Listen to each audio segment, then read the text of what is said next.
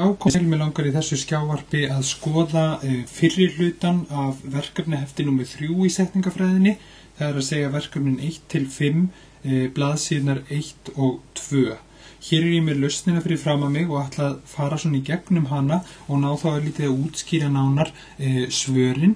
Þú veist samt líka af því að þú getur skoðað skjalið með svörunum, þetta lausnaskjal sem ég er með hérna í skjávarpinu.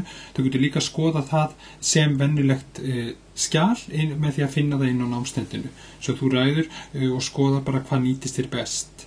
En ef við byrjum þá hérna að kíkja á verkefni númer 1, sem er varðandi tvíræðnina, að þá eins og ég hafði minnst á líka í kynningunni á þessu verkefnahefti, þá erum við þarna að leika okkur með annars vegar að útskýra hvernig við getum skilið einhver atriði í tungumálinu á 2 vegu, ekki síst vegna þess hvernig orðunum er raðað upp, hvernig uppbyggingin er í setningunni og síðan þá að nota hugtök setningafræðinar til þess að útskýra af hverju getum við skilið þetta á mismunandi hátt.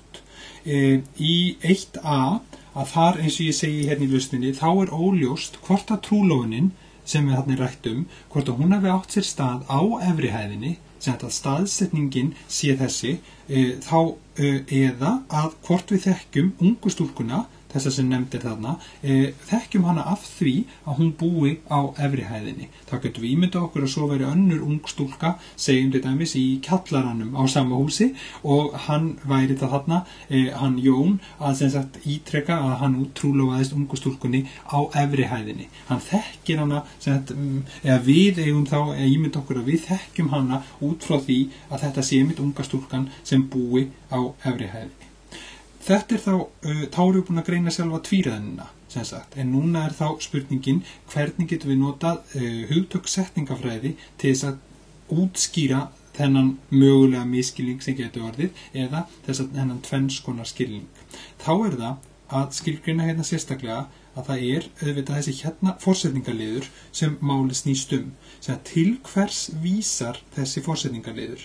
Það er þá annarkvort að hann fylgi bara einfallega sögninni, sé bara sjálfstæður fylliliður í sagliðinum, þá myndi sagliðurinn sem að byrja hér á trúlofaðist og ná þá síðan út eins og hann gerir, ná þá hérna alveg út af punktinum. Þetta er þá sagliðurinn í þessari málsgrein. Þá ef við sjáum að svona standa stakan þarna forsetningarliðin, að þá einmitt passar það að þá getur þessi forsetningarliður einfallega bara vísað til umsagnarinnar sem hvar trúlofunin fór fram. Hins vegar er þá ef við fellum forsetningarliðin inn í nafnliðin hér, ungu stúlkunni á efri hæðinni, að þá erum við mitt komið með hina merkinguna að þessi forsetningarliður sé sérstaklega að lýsa stúlkunni nánar og þess vegna falli það þá inn í þetta andlag og sé þá einmitt að lýsa henni en ekki hvar trúlofunin átti sér stað. Svo að grunnspurningin er hvort þessi forsetningarliður fellur inn í nafnliðin eða stendur sjálfstæður. Í B þá erum við áfram með einmitt forsetningarliðin, þá sem getum við skilið þessa málsgrein á þessa 2 vegu að annarkvort séð bara tilviljun að við hittum hennan Gunnar í bankanum eða að við þekkjum hann sem Gunnar í bankanum og svo þekkjum við segjum annan Gunnar í skólanum eða Gunnar við höfnina eða ég veit ekki hvað, sem þetta eitthvað sem við þekkjum út frá því hvar hann starfar eða hvar við hittum hann vanalega. Þá er það mitt forsetningarliðurinn í bankanum, alveg sama eins og í verkefninu, að þá er spurningin, er þessi forsetningarliður sjálfstæður fylliliður bara í sagliðnum sem er þá héðan, sem þetta frá þá hitti og alveg út af punkti, þetta er sagliðurinn og sjáum við þá bara hann einfallega fyrir okkur hér standa sjálfstæðan eða er forsetningarliðurinn hluti af nafnliðnum Gunnar, fellur þá inn í hann og telst þá lýsa Gunnari nánar. Bæði dæmin þarna í A og B eru nefnilega dæmi það sem við sjáum forsetningarlið haga sér eins og einkunn. Þóttu við vísu skilgreinum ekki samkvæmt minnistöflunni okkar, þá skilgreinum við ekki eitt af hlutverkum forsetningarliðar að vera beinlínis einkunn, en hann vísulega getur virkað eins og einkunn þegar hann segir okkur eitthvað nánar til dæmis eins og þarna Gunnar, að það sé eins og við séum að lýsa honum nánar. Í C dálítið annað í gangi, þar spurningin þennan hérna lýsingarlið, litlu, hverju hann að lýsa, hreint og beint. Þá getum við fyrst unnið úr sjálfri tvíræðinni, þess að spurningin hvort það Sigga sem lítil eða bókin sem lítil. Og það nákvæmlega það sem getur gerst, að lýsingarliðurinn litlu getur sent fallið bæði þá í nafnliðin Siggu eða nafnliðin bókina sína. Og það getum við ekki vita svo sem hvort betra út í að þetta gengur bæði algjörlega upp. Þetta þá dæmi líka það sem að við sjáum tvöfalt andlag, það forvitnilegt að sjá það hérna, þegar við sjáum þá að Siggu einmitt í þágufalli, við erum sett á með hana sem þiggur bókina, bókin þá aðalorðið í hins vegar þolandanum sem þolfalls beina andlæginu sem kemur þá í kjölfarið. Og þá var bara spurningin hvort viljum við líta á nafnliðin þá héðan og hinga, þar sé verið að fyrirgeðið héðan og allavega hinga segi ég, svona, þá sjáum við sem nafnliðin í heild, þetta væri þá beina andlægið, eða að við sjáum hann vera að lýsa Siggu og þá væri hann héðan og þangað, sem frá Siggu með litlu með sér. Verkefni 2, að greina ljóð með tilliti til setningafræði, eins og segir í fyrirmælunum til dæmis hvað varðar notkun ákveðina liða eða hluta, orðaröð, stíl og endurtekningu. Þetta þetta verkefni sem hægt að nálgast frá nokkrum hliðum og hér gefi bara dæmi hvað maður gæti nefnt. Til dæmis þá í ljóðinu Kvöld, þá getum við sérstaklega bent á hversu margar einkunnir eru í þeim texta. Það eru bæði eignarfallseinkunnir og þarna ég búin að nefna nokkuð dæmi, kvölds, nakinna trjánna og síðan eru venjulegar svona lýsingarliðseinkunnir, gullin, þéttriðin, ljóskvikum, brúnum og svo framvegis. Ef við nefnilega tökum einkunnirnar í burtu úr textaljóðsins, þá stendur eftir bein mynd af fiskveiðum, sem afskaplega forvitnileg nálgun þá hjá skáldinu að segja að grunnmyndin, grunnbeinamyndin alveg eins og lýsing á fiskveiðum, en síðan þegar við höfum einkunnirnar inn í, þá verður myndin allt önnur, þá kemur þessi lýsing, þessi flotta lýsing á sólarlaginu í ljós. Svo getum við líka nefnt að það eru ansi margir forsetningarliðir í þessum texta, þeir svona spila inn í myndina, þess að við getum kíkt rétt á eftir, og ljóðið, ekki í grundvallar orðaröð, svo það verður líka hægt að nefna það sem svona setningafræðilegt atriði. Nokkrar aðalsetningar eru síðan líka tengdar saman, þá með aðalsetningatengiliðnum. Ef við kíkjum örlítið nánar á textaljóðsins núna í kjölfarið því sem ég hafði nefnt, þá getum við til dæmis séð hérna forsetningarliði eins og hérna á grunnsævi kvölds, þéttriði net nakinna trjánna, myndum við taka þetta allt saman út eða hérna eru hins vegar einkunnar sem hanga hérna utan í net sem þá aðalorðið í nafnliðnum, þéttriðin og nakinna trjánna eru alltaf lýsa því, þetta verður allt þá einn risastór forsetningarliður. Hérna getum við líka séð annan forsetningarlið undir brúnum seglum, enn eitt dæmi það. Ég nefndi líka áðan hvernig aðalsetninga væru tengdar saman, hérna sjáum við þetta tengilið aðalsetninga og fyllir þau ljóskvikum fiskum og vitjarum aflan, þetta eru þá aðalsetningar sem eru hengdar utan á upphaflegu aðalsetninguna í viðkomandi málsgrein.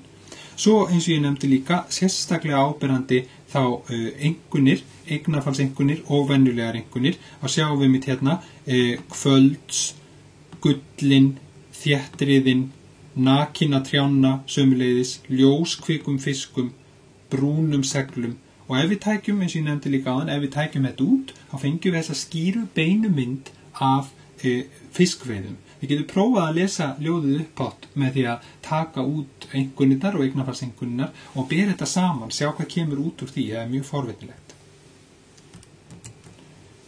Ef við skoðum það núna áfram dæmi mitt svar við þessari umfjöllun ljóði Geimflaugar, þá til dæmis nefni ég að það má ég finna margar sagnfyllingar í þessu ljóði og forvitnilegt líka að í því felst viss endurtekning út af því að öll þrjú erindin í kvæðinu byrja eins, sem sagt með uppsetningunni frumlag, umsögn, sagnfylling, þá með einkunn eða eignarfallseinkunn. Við getum kíkt á eftir líka nánar í sjálfum textaljóðsins. Það má sjá tilvísunarsetningar settar inn í fyrstu 2 erindunum, svo aftur leikið sér þar með endurtekningu varðandi það atriði. Mikið af forsetningarliðum, oft tengdir þá við annan forsetningarlið, kemur svolítið eins og klasi af forsetningarliðum, og líka þó nokkuð margar einkunnir. Og þarna nefni ég til nokkur dæmi fölgilda, þeirra og kreftur. Og eignarfallseinkunnir til dæmis, næturinnar og Kólumbusar. Svo það eins og þið sjáið margt sem hægt að skoða þarna og velta það fyrir sér hvernig skáldið hefur greinilega leikið sér með ákveðina orðaröð, ákveðina uppbyggingu, notkun ákveðina liða eða hluta við að semja þetta kvæði, því það má finna mynstur í gegnum setningafræðina í því. Ef við sjáum það hérna lítið nánar þetta kvæði og skoðum það núna dæmin þetta, þá sjáum við nákvæmlega eins og ég nefndi áðan þessa endurtekningu í fyrstu línu hvers og eins erindis, þetta sama form sem við sjáum hérna að fyrsta línan alltaf byggð upp á einföldu frumlagi, bara fornafninu þær, síðan sögnina vera sem tekur nú alltaf með sér sakfyllingu þegar við erum með nafnlið í kjölfarið, og sjáum það einmitt gerast hérna í öllum 3 erindunum, og þá ýmist það með einkunn sem þá venjuleg einkunn sett fyrir framan eða eignarfallseinkunn sem kemur í kjölfarið. Svo það greinilegt munstur þarna á ferðinni. Ég nefndi líka notkun forsetningarliða. Við sjáum til dæmis hérna koma 2 forsetningarliðir í röð í veg og síðan fyrir tunglið. Sömuleiðis getum við bent hérna á hérna líka í tómið og svo aftur í togstreitu sinni og síðan þá við Guð, hérna koma alveg 3 aftur í röð, hérna líka á fagurbúinni siglingu og svo framvegis. Og við sjáum að það greinilega mikið notað af forsetningarliðum til þess að koma ákveðnum hugmyndum á framfæri, og athugum þá líka einkunnirnar, það með þó nokkuð mikið af einkunnum þarna, eins og við sjáum hérna fölgilda sylgju næturinnar, sem þetta aðalorðið sylgju þá fæð þá bæði venjulega lýsingar liðseinkunn hér fyrir framan sig og síðan eignarfallseinkunn nafnlið fyrir aftan sig. Svo að þetta allt hérna verður þá einn stór nafnliður. Svo ýmislegt hérna forvitnilegt í þessu ljóði. Ég nefndi líka að lokum notkun tilvísunarsetninga.